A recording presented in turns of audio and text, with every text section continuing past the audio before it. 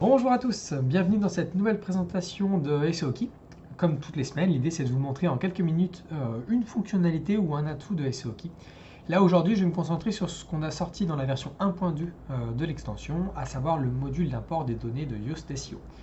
Le but du jeu, c'est de vous permettre en un clic de pouvoir migrer de votre ancienne extension SEO vers SEOki pour importer tout votre paramétrage, toutes vos balises méta que vous aviez remplies manuellement et ainsi de suite. L'idée, c'est de faire vraiment gagner du temps pour que vous puissiez après vous concentrer sur l'essentiel, c'est-à-dire appliquer l'ensemble des conseils qu'on peut vous donner via le module d'audit ou via nos différents outils, la gestion des 404, des redirections, le Alt Editor et tout ce genre de choses. Je vous montre rapidement comment ça se passe. Ici, donc, on est sur un site de test dans lequel j'ai Yoast SEO d'installer et j'ai SEOki d'installer. Vous aurez donc la bannière déjà qui vous avertira qu'il y a un conflit entre les deux et que vous ne pouvez pas garder les deux en même temps. Et il vous suffira donc de vous rendre dans la page des settings de SEOki. Vous aurez un onglet qui s'appelle licence et import. Et dans licence et import, vous avez un bouton importer les données. Donc là, vous cliquez, vous le laissez faire.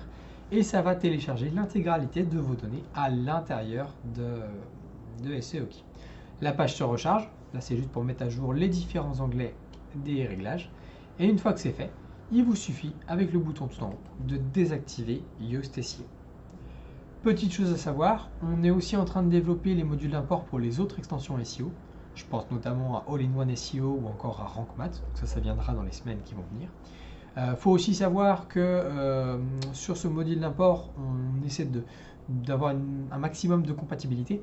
On ne va pas juste, par exemple pour Yoast SEO, juste importer vos méta, on va aussi dire, tiens, vous utilisiez le chemin de navigation de Yoast, et ben on va le remplacer automatiquement sans que vous ayez besoin de modifier une ligne de code.